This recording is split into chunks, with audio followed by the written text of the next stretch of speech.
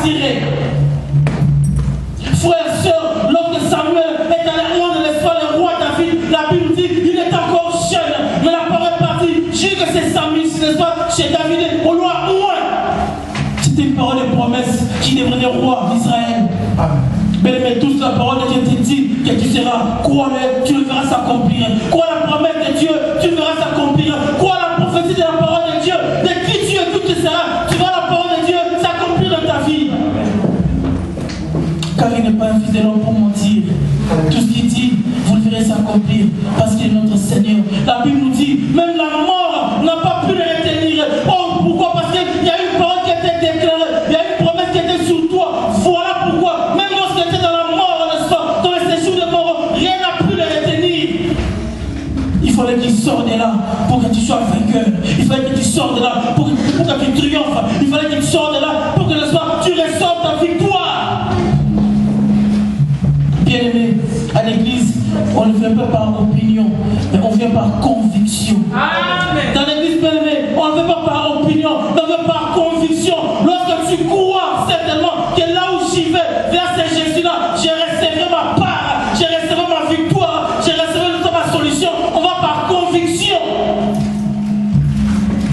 Voilà pourquoi aujourd'hui, nous voulons partager la parole de Dieu. Une parole qui va nous faire du bien. Amen. Une parole qui va nous faire du bien. Amen. Alléluia. Nous voulons parler aujourd'hui. Dieu m'a tout donné. Amen. Amen. Et Dieu nous a tout donné. Amen.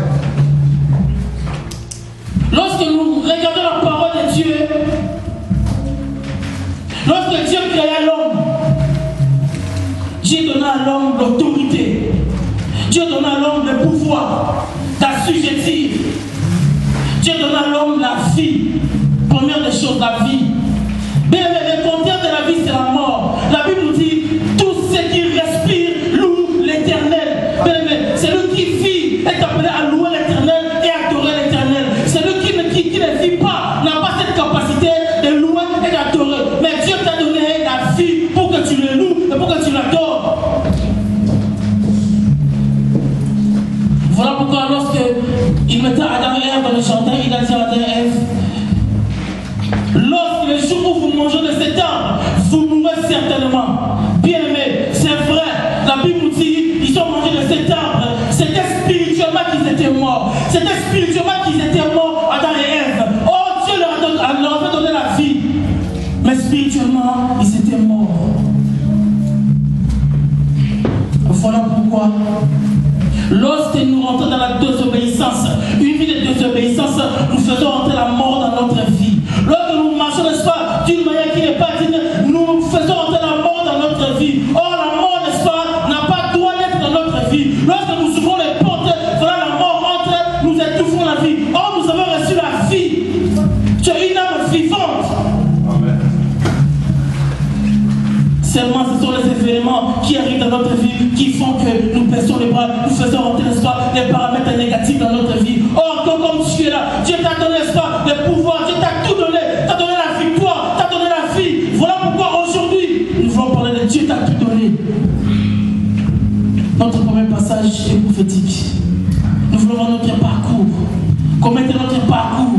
Dieu nous a pris dans l'éternité. Mais sachez une chose, Dieu t'a pris dans l'éternité, il t'a, n'est-ce pas, mis sur terre pour acheminer pour aller vers l'éternité encore. Il dit, n'est-ce pas, Jérémie, avant même que tu sois dans le ventre de ta mère, je te connaissais.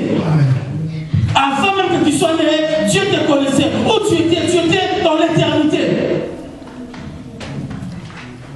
Nous voulons lire dans Luc 10, 30 à 37.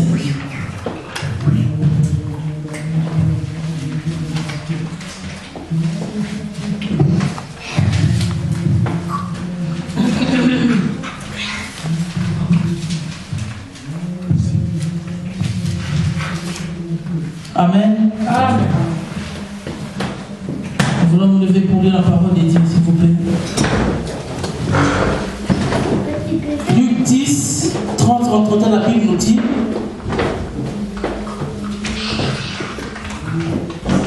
Jésus reprit la parole et dit, un homme descendait de Jérusalem à Jéricho Il tomba au milieu des brigands et ils les dépouillèrent. Les roulèrent des coups et s'en allèrent en le laissant à demi-mort. Par hasard, un sacrificateur descendait par le même chemin, les vit cet homme et passa outre. Un Lévi arriva de même endroit et il les vit et les passa outre. Mais un Samaritain qui voyageait arriva près de lui et les vit en eut compassion. Il s'approcha en bandant ses plaies et il versa l'huile et le vin. Puis il les plaça sur sa propre monture, les conduisit une hôtellerie et prit soin de lui. Le lendemain, il sortit 2 deniers et au donnant à l'hôtelier et dit: prends soin de lui. Amen. Amen. Amen. Amen. Il faut nous asseoir. Bien aimé, lorsque je vous dis nous venons de l'éternité, nous acheminons vers l'éternité. La Bible nous parle de cette histoire qui est aussi prophétique, qui nous fait comprendre notre démarche ici sur terre, notre vie ici sur terre. Il y avait cet homme, la Bible nous dit, qui descendait de Jérusalem. Jérusalem qui veut dire ville sainte. Il allait vers Jéricho qui veut dire lieu de parfum ou ville de palmier. C'est comme toi, bien Dieu béni, n'est-ce pas, de l'éternité. Sur ton chemin ici sur terre, tu as rencontré une situation difficile. Tu as rencontré un problème. Ce problème, c'est quoi? C'est le péché. Lorsque, n'est-ce pas, ce problème t'a rencontré dans ta vie, la Bible nous dit, ça t'a dépouillé et ça t'a frappé à demi-mort. Toi qui es sur le chemin, oui, de l'éternité, qui est venu de l'éternité, sur ton chemin, il y a quelque chose qui s'est passé. L'ennemi a surgi dans ta vie. Satan a surgi dans ta vie pour te faire chuter, pour te faire tomber. Comme la Bible nous dit, l'ennemi ne vient que pour dérober, détruire et égorger. Toute l'autorité que Dieu t'a fait donner, il t'a dépouillé. La puissance que tu avais, il t'a dépouillé. Les biens, les avoirs que tu avais, il t'a dépouillé. Regarde-moi ça. Mais la Bible nous dit, sur le chemin, il y avait n'est-ce pas, oui, ces hommes de Dieu, ces sacrificateurs, ils sont venus. Oh, l'homme, le cœur de l'homme. Ils ont vu un homme à moitié mort. Ils ont juste regardé un sacrificateur. Il est passé à côté. La Bible nous dit encore, il y avait un Lévi. Il y avait cet homme à moitié mort. Il est passé à côté. Mais la Bible, un Samaritain qui était étranger. Mais Jésus aussi, on l'appelait étranger. Amen. Jésus aussi, on l'appelait étranger. C'est là qui étaient des frères. Ils ont vu leurs frères, ils sont moitié morts. Ils n'ont rien fait pour lui. Bien-aimé, je te dis une chose. Tu es bon, tu es dans le bon. Alléluia. Je te dis une chose, tu es bon, tu es dans le bon. Alléluia. Ce n'est pas en vain que tu connais Jésus. Ce n'est pas en vain que tu connais Jésus. C'est pour un but bien précis. Il veut te remettre dans le chemin pour te ramener dans l'éternité. La Bible nous dit, il a pris cet homme, il a bandé ses plaies. Qu'est-ce qu'il a pris? Il a versé l'huile et le vin sur ses plaies. Il a mis quelque part pour le faire soigner. Bien aimé, il fallait que quelque chose se passe. Lorsque Christ a vu, lorsque le Dieu des armées a vu que mes enfants, que mon peuple était dans une situation où ils ont rencontré, n'est-ce pas, un problème sur leur chemin, il fallait que Dieu intervienne. C'est un bon Samaritain, c'est le Samaritain, mais que Jésus-Christ, lorsqu'il a intervenu, l'homme a vu, il a passé à côté. Les serviteurs de Dieu ont vu, ils sont passés à côté. Il fait que lui-même arrive. Mais Dieu a essayé avec la loi de sauver l'homme. L'homme n'a pas compris. Il fallait que Jésus-Christ vienne. Il fallait que Jésus-Christ vienne. Oh, ces Samaritains qui se maudissent Jésus. Lorsque Jésus est venu, lorsqu'il a mis cet homme moitié mort, il a dit non, je ne laisserai pas l'espoir cette créature aussi dans la mort. Il a pris pour aller le faire soigner, pour s'en occuper. Qui a versé l'huile et le vin. Dieu il te prend, il verse sur toi l'huile et le vin qui symbolise le sang, qui symbolise l'alliance. Il est venu remettre l'alliance qui a été cassée. Il est venu remettre l'alliance qui a été cassée en versant sur toi une huile d'onction, une huile de la puissance. Il t'a donné ce que tu avais perdu. Il t'a donné ce que tu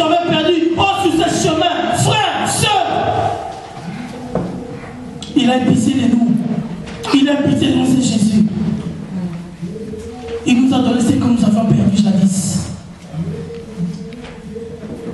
Jésus a mentionné, vous savez, deuxième condition essentielle par laquelle un chrétien doit se rattacher à la véritable christianisme. La Bible nous dit dans Jean 8, 31, 32, vous connaîtrez la vérité. Il dit, vous demeurez dans ma parole. Si vous demeurez dans ma parole, vous êtes mes disciples. Vous connaîtrez la vérité. Mais la condition, c'est demeurer dans la parole de Dieu. Dieu, il te donne la vie. Il te donne sa parole. Il te dit, demeurez dans ma parole. Mais si tu demeures hors de la parole de Dieu, tu es dans la désobéissance, tu fais rentrer la mort dans ta vie. Oh, lui, il vient, il te dit, demeurez dans ma parole. Mais demeurons dans la parole de Dieu. Car cette parole est esprit et vie. Ça t'apporte la vie qu'on parle aujourd'hui, c'est la parole de Dieu. Oh, si tu as la parole de Dieu, tu as la vie. Si tu as la parole de Dieu, tu as la victoire. Si tu as la parole de Dieu, tu as la solution à tes problèmes. Si tu as la parole de Dieu, tu verras des choses bouger dans ta vie.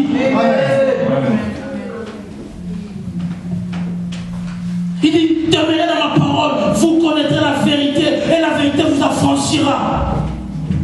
Il faut que la vérité t'affranchisse. Oh, lorsque tu demeures dans la vérité, dans la parole de Dieu, cette parole va t'affranchir. C'est-à-dire que cette parole va te libérer. Cette parole va arriver là où même toi tu n'arrives pas à arriver. Là où même, n'est-ce pas, oui, n'est-ce pas, ta famille n'arrive pas à arriver. Là où tes propres efforts, tu n'arrives pas. Cette parole va arriver et va pénétrer, va te donner la solution à tes problèmes.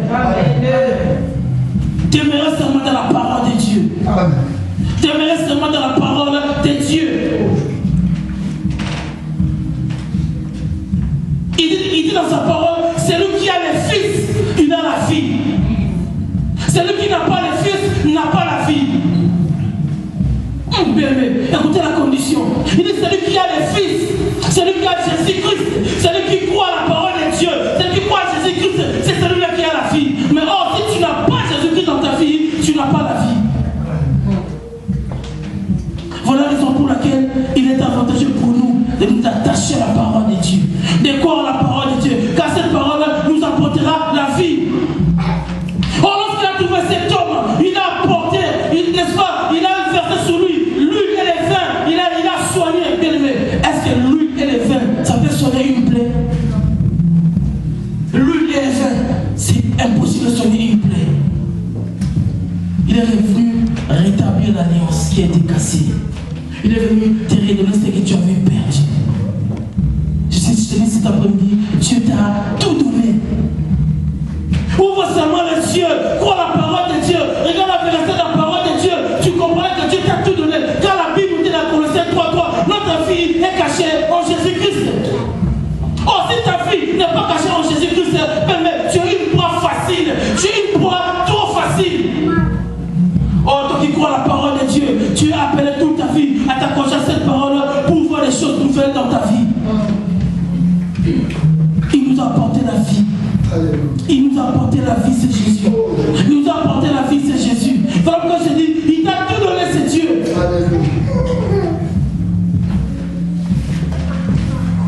Voilà pourquoi la Bible nous dit dans Proverbe, un homme sage et plein de puissance. Et celui qui a la connaissance accroît sa force. La connaissance de la parole de Dieu, de la connaissance de Jésus-Christ. Bien aimé, si tu as la connaissance de Jésus-Christ, ça va croître ta force. Ça veut dire que ta force va augmenter de jour en jour. Ta force va augmenter de jour en jour. Tu auras une puissance de jour en jour. Pourquoi? Parce que cette parole te donne la capacité d'être fort. Et nous devons croître de soi en connaissance de la parole de Dieu. Il faut connaître la vérité. Et cette vérité vous affranchira. Alors vous serez réellement libre. Alors vous serez réellement libre. Regardez Jésus-Christ. Il te donne la vie et il te donne aussi l'opportunité d'être libre. Oh, tu me diras, libre en quoi? Libre en quoi? Mais toute personne qui ne soit dans le mal et ne soit esclave du péché. Mais or, lorsque tu as Jésus-Christ dans ta vie, lorsque tu as le Maître dans ta vie, il te rend libre. Voilà pourquoi on dit la parole de Dieu, d'esprit et vie, ça vivifie. Alléluia. Amen. Alléluia. Amen. Alléluia. Amen. Dans ce Dieu-là, il vit. Alléluia. Amen. Il dit, je vous ai tout donné. Alléluia. Amen. Dieu nous Parce que ton Dieu est vivant. Ton Dieu est présent. Et il agit jusqu'à ce jour. Amen. Celui qui a le Fils, il a la vie. Amen. Non seulement il te donne la vie, il te donne une nouvelle identité. Amen. Mais une nouvelle identité, ça change ta vie. Une nouvelle identité, c'est une personne qu'on ne connaît pas. Une nouvelle identité, c'est quelqu'un, c'est comme un enfant. Lorsqu'il n'est pas les parents, n'est-ce pas, un enfant naît dans un couple, cet enfant est obligé d'aller se faire inscrire sur l'état civil. C'est comme nous. Lorsque nous naissons de nouveau, dans l'état du ciel, tu es inscrit, on te connaît, on s'est identifié. Mais lorsque tu n'es pas né de Dieu, lorsque tu n'es pas né de nouveau, on ne sait pas t'identifier. Tu n'as pas une protection divine. Voilà pourquoi Nicodème va demander à Jésus. Il va s'approcher vers Jésus-Christ. Il va dire au maître, maître, nous connaissons que tu es un docteur. Tu es un enseignant. Parce que les miracles que tu fais, il faut venir de Dieu pour faire ce genre de choses. Jésus lui dit, si tu n'es pas né de nouveau, tu ne verras pas le royaume des cieux. Il s'est dit, mais comment moi, un homme grand, je vais connaître de nouveau? Mais il t'a donné une nouvelle identité. Cette nouvelle identité, dans le monde, n'est-ce pas, oui, dans le monde négatif, ils ne savent pas t'identifier. Pourquoi ta vie, n'est-ce pas, est entourée de Jésus-Christ. Ta vie est entourée des anges. Voilà pourquoi ils vont te chercher les jours, ni la nuit, ils ne te verront pas. Parce que tu as une nouvelle identité. Car tu es participant de la nature divine. Il faut au préalable naître de nouveau pour voir la gloire de Dieu. Amen. Lorsque tu ne nais pas de Dieu, frère, soeur, ça va constituer, n'est-ce pas, un blocage pour ta vie. Une nouvelle naissance. Une nouvelle identité. Mais la Bible nous dit, mais à tous ceux qui l'ont reçu, à tous ceux qui l'ont reçu, à ceux qui croient en son nom, elle a donné le pouvoir de devenir enfants de Dieu.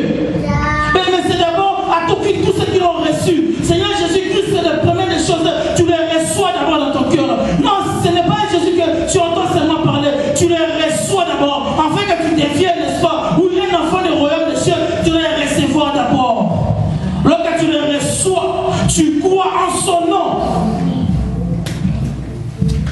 Regardez la promesse qu'il te donne. Il dit, tu crois et tu le reçois, tu crois en son nom. Il te fait devenir un de ses enfants. Et il te donne le pouvoir de devenir un de ses enfants. Regardez l'importance, cette importance de naître de nouveau. D'avoir une nouvelle identité. Quand tu es en Jésus-Christ. Bien-aimé, le nom a une très grande importance. Dans le Premier Testament, quand même dans la Bible, le nom peut résumer son rôle dans l'univers. Il exprime la totalité de la personne qui désigne. Et enferme en ceci de l'être de la puissance. C'est pourquoi l'étymologie, c'est-à-dire l'étude des vraies significations de l'être, donne, n'est-ce pas, la signification bien appropriée. C'est comme lorsque vous voyez Adam. Adam est tiré du mot sol, parce qu'il est tiré de la terre. Noé, ça veut dire réconfort. Isaac, ça veut dire rire. Et Moïse, ça veut dire tirer des eaux. Voilà pourquoi cet homme avait toujours des problèmes avec l'eau. Une nouvelle identité, on te donne un nouveau nom, où tu es identifié dans le royaume des cieux. Si tu ne portes pas un nouveau nom, tu n'es pas identifié, tu n'es pas identifiable. Non, je me réjouis parce que notre nouvelle identité, c'est en Jésus-Christ. En tant que chrétien, tu es chrétien, voilà ton identité. Lorsque tu es chrétien, c'est une nouvelle identité. Oh, dans les cieux, ils savent de soi t'identifier. Ils savent voir, lorsque tu pries, lorsque tu adores, ils savent identifier. C'est n'est-ce pas un chrétien qui adore. C'est un frère que je connais qui adore. Non, c'est Alex qui adore. Non, je vous dis, c'est un nouveau nom qu'on te donne, que Dieu te donne, d'être chrétien. C'est une nouvelle identité. Et la chrétienté est liée à une vie de sacrifice, à une vie tu obéis à ton Dieu, tu obéis au Maître. Il dit à ceux-là qui ont cru. Aujourd'hui, le peuple de Dieu, on ne croit plus, on est séqué par une situation, on ne croit plus. Non, laisse-moi te dire une chose, il te connaît ce Dieu-là. Laisse-moi te dire une chose, il sait que tu appartiens. Laisse-moi te dire une chose, oui, tu es chrétien, ton nouvelle identité, ça doit se voir, ça doit être visible, ça doit être palpable. Amen. Parce qu'il t'a tiré de loin. Il a fait de toi un chrétien, une chrétienne. La nouvelle identité. Oh frère, Dieu nous connaît. Le Seigneur nous connaît. Le Seigneur a besoin de toi. Il veut te faire du bien. Mais il veut que tu rêves, n'est-ce pas, de la nouvelle naissance pour voir des choses bouger, pour voir des choses arriver dans ta vie. Ce n'est pas en fait aujourd'hui que tu mets tes pieds à l'église. Ce n'est pas en fait que tu crois en Jésus, c'est parce qu'il t'a appelé, il t'a attiré et il t'a justifié. Amen. Dans sa nouvelle identité que tu portes. Alléluia. Amen. Alléluia. Amen. Oh, sois fidèle des chrétiens, alléluia. Amen. Sois fidèle des chrétiens, alléluia. Amen. Sois fidèle des chrétiens, alléluia. Amen. Oh, plusieurs hommes de frères, mais ils n'arrivent pas. Il nous dit encore, il nous donne la force de vaincre. Bien, la force t'a été donnée au commencement. Tu as une force extraordinaire en toi. Tu as une force de vaincre la peur. Tu as une force, n'est-ce pas, de vaincre le stress. Tu as une peur, n'est-ce pas, oui. Tu as la force de vaincre les doutes. Tu as une peur, n'est-ce pas, tu as, n'est-ce pas, oui, une force de vaincre, n'est-ce pas, oui, les oppressions. Tu as cette force. Mais tu dois découvrir ça. Tu dois découvrir cette force. Car la Bible nous dit, tous ceux qui sont nés de Dieu triomphent du monde. Amen. Tous ceux qui sont nés de Dieu triomphent du monde. C'est-à-dire que tu dois triompher, n'est-ce pas, des problèmes. Tu dois triompher, n'est-ce pas, des stress. Tu dois triompher, n'est-ce pas, du péché. Tu dois triompher des choses qui ne font pas la gloire de Dieu. Tu dois triompher de ces choses. Tous ceux qui sont nés de Dieu. Dieu t'a donné la force de vaincre. Comme tu as une force de vaincre. Voilà pourquoi la Bible nous dit dans Juge 6, il y avait un homme, les Israélites, le peuple de Dieu, ils avaient désobéi à Dieu. Alors il fut assujetti par les mendiants pendant longtemps.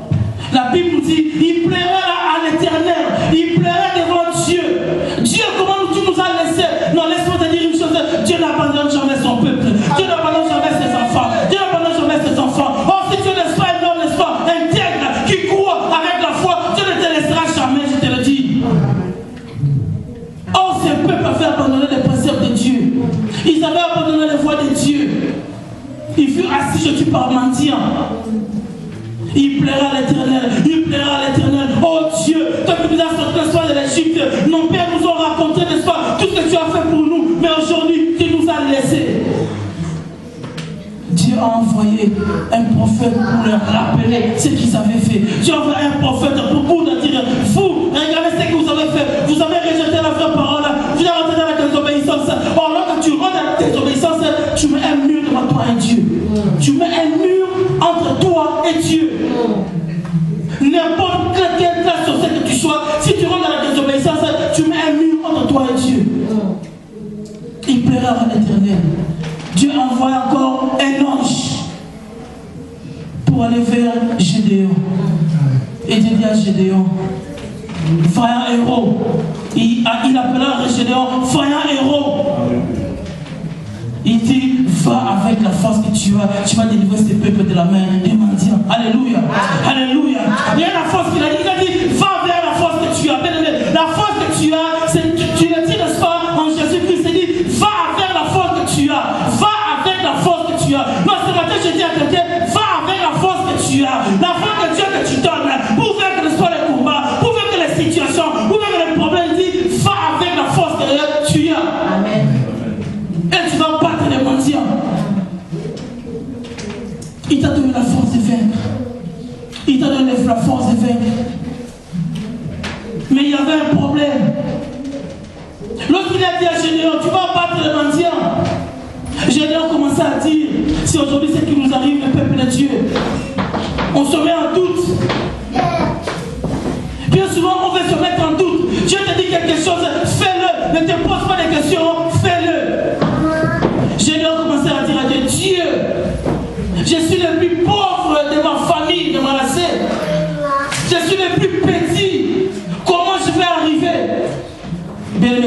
les doutes. Tu dois bannir les doutes. Tu dois bannir, n'est-ce pas, oui, les frustrations. Tu dois bannir les stress. Tu dois bannir, c'est parce que lorsque Dieu te dit une chose accomplie au pays, va, tu verras la victoire. Amen. Il dit, n'est-ce pas, à Gédéon, va avec la force que tu as.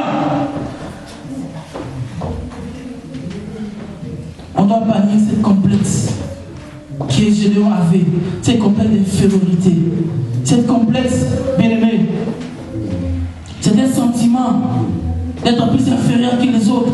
C'est ce qu'il a développé, cet homme Gédéon. Malgré qu'on l'appelait vaillant héros, il a développé cette complexe. Il s'est regardé, il a dit non, je suis petit, je suis pauvre, je suis rien. Est-ce que j'irai? Est-ce que j'arriverai? Bien aimé, on doit lever les est dans nos vies. Lorsque Dieu dit, toi fais seulement, vas-y, fonce, et tu verras la solution. Amen. Ce n'est pas la classe sociale qui déterminera les actions de Dieu dans ta vie. C'est ta position dans le Seigneur qui déterminera les actions de Dieu dans ta vie. Amen.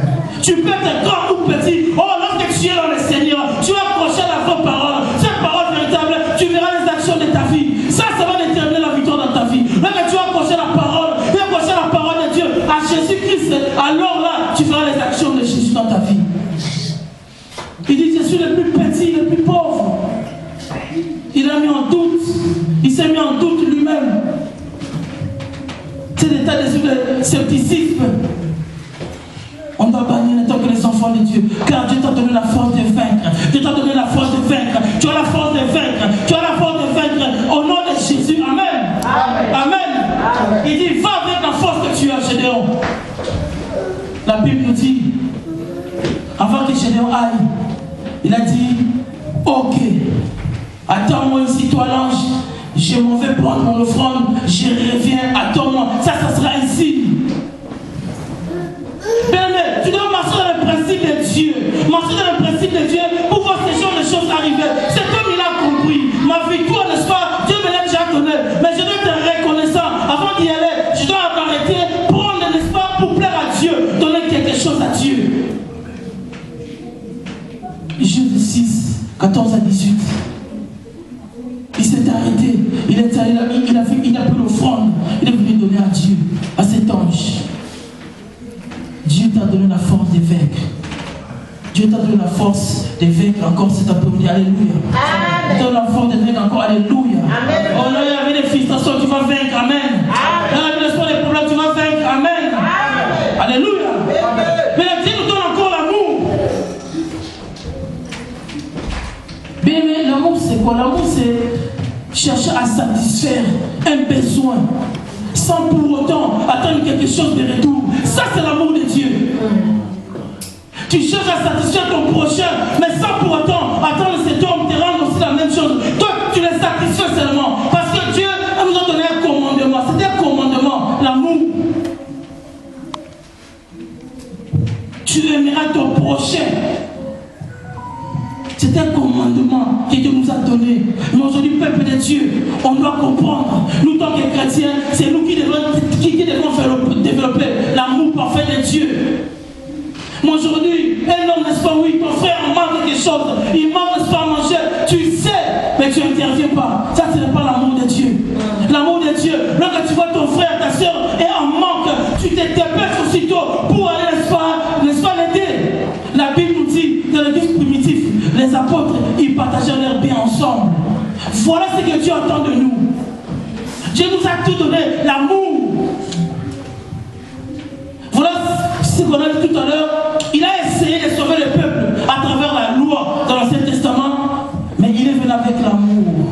Car il a dit, la Bible nous dit, Dieu a tant aimé le monde. Il a donné son Fils avec quiconque croit. Regardez l'amour de Dieu. Ça, c'est l'amour parfait de Dieu que nous aujourd'hui, on doit développer.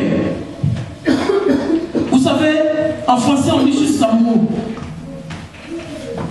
Mais le Nouveau Testament qui est écrit en grec, l'amour, il y a différents mots qu'on peut appeler l'amour.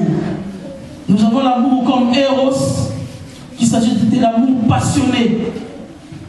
Nous avons l'amour comme Storge, il s'agit de l'amour familial. Nous avons la philos, qui est l'amour que tu peux sentir pour quelqu'un. Tout ça, ça fait partie de l'amour. Mais l'amour que Dieu nous parle, c'est agapé. L'agapé, c'est-à-dire, c'est l'amour noble. C'est l'amour sans attendre quelque chose de retour. C'est l'amour, tu aimes ton frère, mais tu aimes aussi ceux qui ne sont pas de Dieu. Ceux qui sont des non-croyants. Bien aimés, nous devons apprendre à aimer aussi ceux qui sont des non-croyants. Ils verront l'amour que tu témoignes, il viendra dans ton Seigneur. Amen. Lorsque tu aimes quelqu'un, même s'il n'aime pas Jésus, même s'il ne connaît pas Jésus, tu aimes-le seulement. Parle de la parole seulement. Nous ne devons pas mépriser ces gens, nous devons les aimer. Alors là, ils verront certainement ces gens, ils sont les vrais dieux. Ça, c'est l'amour agapé. Où tout était fait en commun accord avec l'ensemble, avec l'amour, ça attend quelque chose de retour. Ça, c'est l'amour de Dieu, frères et sœurs. Aujourd'hui, on commence à manquer aujourd'hui au sein du corps de Christ. Mais Dieu nous dit, il nous a donné encore l'amour. Si il a la capacité de nous donner l'amour, tu aussi tu as la capacité de donner à ton frère l'amour. Amen. C'est comme dans la Bible, cet homme Élisée, à chaque fois qu'il allait dans cette ville de Sunem, il y avait une femme. Mais regardez l'amour que cette femme a développé. Cette femme, n'est-ce pas, cette hospitalité. Mais l'amour, lorsque tu développes l'amour, ça peut payer, ça va te rendre justice. Cette femme a développé l'amour. À chaque fois, cet homme de Dieu, Élisée, il allait à Sunem. Cette femme le pressait toujours, viens chez moi, viens manger chez moi, viens manger chez moi. Alors cette femme a décidé de faire une chambre pour cet homme de Dieu. Regardez cet amour. Il a dit à son mari, on va faire une chambre haute. Lorsque cet homme viendra, il sera un peu plus à l'aise.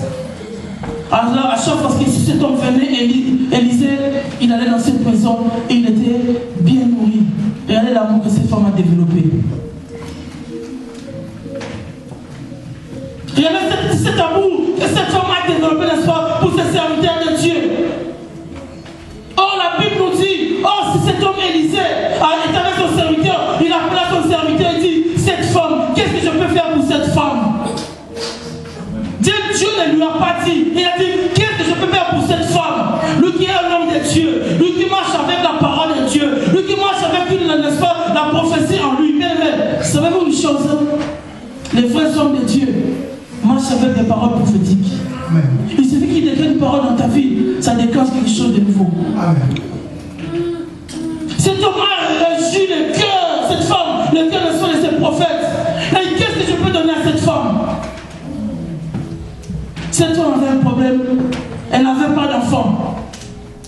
Deuxième problème, elle était avancée d'âge. Et cet homme de Dieu a regardé, il a dit non à cette femme, femme, tu deviendras enceinte. Femme, tu deviendras femme, tu deviendras maman. Ce n'est pas Dieu qui lui a dit, mais c'est cet homme de Dieu qui a déclaré des paroles dans la vie de cette femme. Pourquoi? À cause de cet amour, cette hospitalité qui a monté. Et ça a payé son prix. Voilà l'amour de Dieu. Voilà cet amour de Dieu que cette femme faisait. Elle ne regardait pas, elle n'attendait rien de retour. Mais l'amour de cette femme a parlé auprès de Dieu. L'amour de cette femme a parlé auprès de Dieu. Et cet homme de Dieu a déclaré des paroles. Et cette parole a pris vie. Et on a vu cette femme a eu un enfant.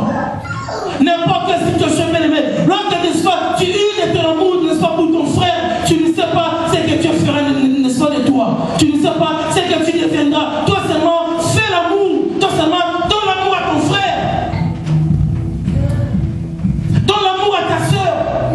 Use de cet amour pour ton prochain. C'est ça que Dieu nous demande. Cette femme, sa générosité a payé. Alléluia. Alléluia. Alors nous sommes arrivés à un point, bien aimé, où nous devons développer l'amour. Aimer ceux qui même nous méprisent, la Bible nous dit. Aimer ceux qui nous persécutent même. On doit les aimer. Même nos ennemis, on doit les aimer. Il ne faut pas qu'on arrive maintenant à jeter des feux pour nos ennemis. Non. On doit jeter des feux derrière les esprits qui les dérangent, mais pas sur la personne. La personne, tu dois l'aimer. Mais c'est encore là, c'est dans l'Ancien Testament. sont des choses, n'est-ce pas, qui présentaient des choses qui allaient venir. Jésus-Christ lui-même, un jour il marchait, oh, il avait une troupe. Lui aussi, comme c'était un homme de foule, il avait une troupe qui marchait, qui pleurait. Il y avait une femme qui pleurait amèrement, qui avait perdu son enfant.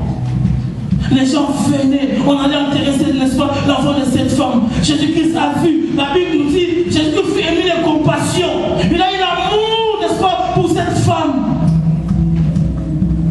Aussitôt, il arrêta ce cortège. Il alla vers le cercueil. Il a dit à la femme, ne pleure pas. Bien-aimé, il a dit, ne pleure pas. Regardez l'amour que Christ a développé. Il a dit, ne pleure pas. Aussitôt, Christ, n'est-ce pas, a prié pour cet enfant. Cet enfant a recouvert la vie. L'amour de Dieu surpasse toutes choses. Ce n'est pas normal aujourd'hui, bien-aimé. Les gens que nous on dit, oui, des gens du monde, mais ces gens-là développent l'amour entre eux, pas possible. Aujourd'hui, ils ont même coupé la Bible. Il y a des institutions aujourd'hui, des Caritas, des Croix-Rouges aujourd'hui, qui aident les gens. Ça, c'est l'amour de Dieu. Ils ont pris les choses dans la Bible, ils ont mis ça en pratique. Ça, c'est les choses qu'ils ont tirées dans la Bible. Toutes les institutions pour aider, n'est-ce pas, son prochain. Ça, c'est l'amour du prochain, que l'Église aujourd'hui doit développer, doit comprendre. On doit marcher dans l'amour entre les frères et les sœurs, car Dieu nous a tout donné. Vous rappelez, cette année 2014, Dieu t'a tout donné. Mais rentre dans l'amour. Aime ton frère, aime ta soeur. Afin que Dieu soit content de toi. Amen. Amen. On donne les acclamations pour l'avenir de Dieu. Amen. On donne les acclamations pour Jésus. Amen. Dieu t'a tout donné. Donne les acclamations.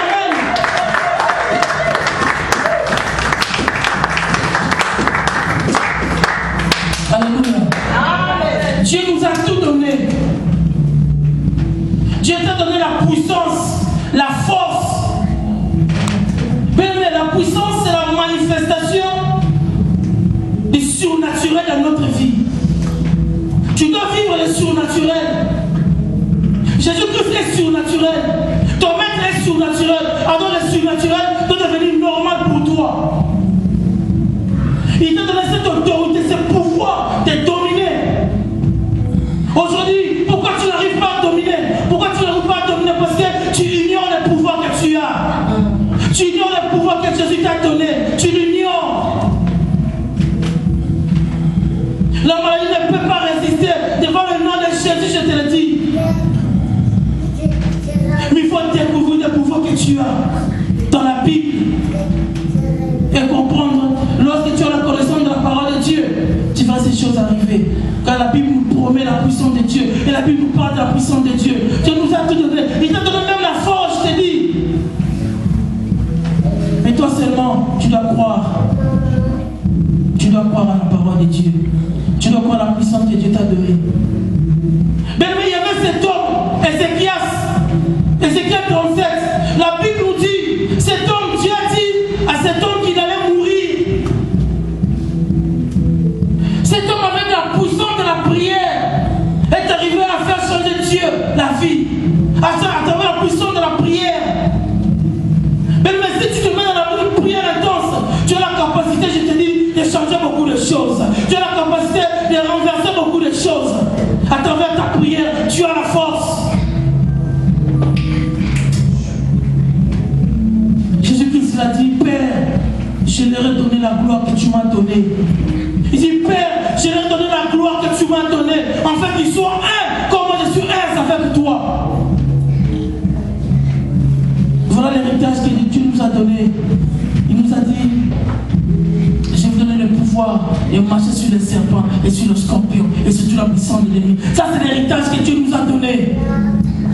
Bien, mais il y avait un homme en Israël, une famille musulmane, qui étaient des forts croyants. Ils croyaient beaucoup. Alors un jour, leur enfant est tombé gravement malade. Ils sont allés chez leur imam. L'imam est venu, il a fait ce qu'il a eu à faire. L'enfant ne recevait pas la guérison. Ils sont allés maintenant voir un rabbin. Bien aimé, lorsqu'un musulman va chez un rabbin, ça veut dire qu'il se rabaisse. Il va chez un rabbin pour que que le rebelle devait trouver une solution pour son enfant. Le rebelle est venu, il n'y avait pas de solution. Il était chez un prêtre catholique. Le prêtre est venu, il a commencé à faire l'exorcisme. Bien aimé, ça n'a pas marché. Or, il y avait un pasteur qui habitait la montagne. Ces gens-là sont partis juste chez ce pasteur-là. Arrivé chez ce pasteur-là, l'enfant qui était à la maison a commencé déjà à s'agiter. L'enfant a commencé déjà à s'agiter. Parce que les démons ont compris. Non, ils sont allés maintenant là où il ne fallait pas aller. Ils sont allés maintenant là où il y avait le vrai Dieu. Ils sont allés là où, n'est-ce pas, il y avait la puissance. Or, ce pasteur avait la puissance.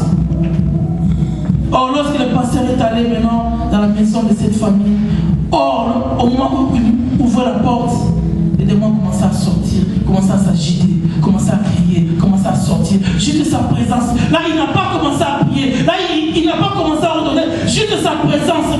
Ta présence, je te dis, tu ignores ta vie, tu ignores ta personnalité, tu ignores ton identité. Juste ta présence, ça gêne beaucoup, ça dérange beaucoup. Amen. Mais tu dois connaître ça. Tu dois te connaître toi-même. Car Dieu t'a tout donné. Il t'a donné la puissance de vaincre. Ces démons commençaient à s'agiter et ils sortaient. La Bible nous dit, Jésus-Christ dira à ses disciples, attendez ici, jusqu'à ce que je vous envoie ce que mon Père vous a promis, le Saint-Esprit survenant sur vous. Or, n'est-ce pas, les disciples, ils attendaient, n'est-ce pas, le Saint-Esprit. Lorsqu'ils étaient dans la chambre haute, il fallait qu'ils attendent pour que la puissance de Dieu, lorsqu'ils sortiront, ils verront la gloire de Dieu. Or, toi, tu as besoin du Saint-Esprit. Nous avons besoin du Saint-Esprit. Pas en nous, mais le Saint-Esprit en toi, c'est pour toi. Mais le Saint-Esprit sur toi, c'est pour le témoignage. Or, lorsque tu vas sortir avec le Saint-Esprit sur toi, c'est pour faire des prodiges. C'est pour faire des miracles. Le Saint-Esprit sur toi. Voilà pourquoi lorsque le Saint-Esprit est venu sur eux, la première des choses qu'ils ont fait à la 9e heure, lorsqu'ils partaient au temple, il y avait cet homme paralytique. Lorsqu'ils ont vu l'espace, les serviteurs de Dieu, ils leur ont dit, c'est que nous avons te donné, lève-toi, prends ton livre et marche. C'est après avoir reçu le Saint-Esprit sur eux. Mais lorsque le Saint-Esprit est sur toi, tu verras des choses arriver. Tu verras des prodiges, car tu seras encore un témoin. Amen. La Bible ne s'arrête pas là. La Bible nous parle encore de Pierre. Bien aimé, cet homme Pierre, que tu as changé de nom, qui s'appelait avant Simon, qui s'appelait Roseau. Roseau, c'était une plante qui était fanée. Alors Jésus-Christ a compris que cet homme, je devais changer son nom. Mais cet homme, la Bible nous dit, dans le portique de Salomon, on a mené des malades, des cas difficiles. Juste l'ombre des pierres guérissait les malades. Juste l'ombre des pierres guérissait les malades. Mais Pierre, il est de la même nature que toi. Pierre, il est de la même nature que toi. Alléluia. Pierre, il est de la même nature que toi. Alléluia. Mais sois seulement consacré. Sois regarde la puissance de Dieu qui sera sur toi. Marche dans la victoire. Marche dans la consécration. Marche dans la sanctification. Dans la vie de prière. Dans la vie de la parole de Dieu. Ces choses, tu le verras s'accomplir dans ta vie. Juste l'ombre des pierres, quand il marchait, ça guérissait les malades. Les malades étaient guéris. On emmenait les malades partout. Juste l'ombre des pierres guérissait les malades. Ça, c'est la puissance que Dieu te donne. Toi qui as une nouvelle identité, toi qui es Christ, toi qui es Seigneur, toi qui es soit oui, un chrétien, une chrétienne. Voilà aujourd'hui, frères et sœurs, tu es identifié dans le royaume des cieux parce que tu es porté de nouveaux noms. Aujourd'hui, tu es revêtu de la gloire de Dieu, oui, parce que tu es porteur de nouveaux noms. Aujourd'hui, Dieu fait de toi ce que tu es aujourd'hui, oui, parce que tu es porteur d'un nouveau nom. Ce que les apôtres ont fait, c'est possible pour toi, mon frère et ma soeur. Ce qu'ils ont fait, tu as une mission. Tu as une mission, n'oublie jamais ça, bien aimé. Tu as une mission, toi aussi, n'est-ce pas, afin que tu sois un témoin. Afin que tu sois un témoin. Afin que tu passes aujourd'hui, on dise oui, cette sœur-là est passée. On a vu des témoins en train de s'agiter lorsqu'elle passait. Ah, c'est la gloire de Dieu. Ça, c'est la gloire de Dieu. Il est temps que l'Église se lève, que le peuple se lève, afin que nous puissions voir la gloire de Dieu. C'est possible et ce n'est pas encore fini. Amen. Si Dieu a fait les choses dans les temps passés, il est encore capable de les faire de nos jours. Et je te dis, il est encore capable de les faire de nos jours. Dieu t'a tout donné. Rentre maintenant dans la pensée de Dieu. Comprends qui tu es. Toi qui es une nouvelle créature. Toi qui es une nouvelle identité. Tu verras que tu n'es pas n'importe qui. Tu dois marcher selon les principes de la parole de Dieu. Pas selon toi. Pas selon toi. Mais selon les principes et les critères de la parole de Dieu. Frères et sœurs. Voilà pourquoi Dieu a voulu partager aujourd'hui cet après-midi que Dieu nous a tout donné. Amen. Dieu nous a tout donné. Amen. Amen. Dieu nous a tout donné. Amen. Amen.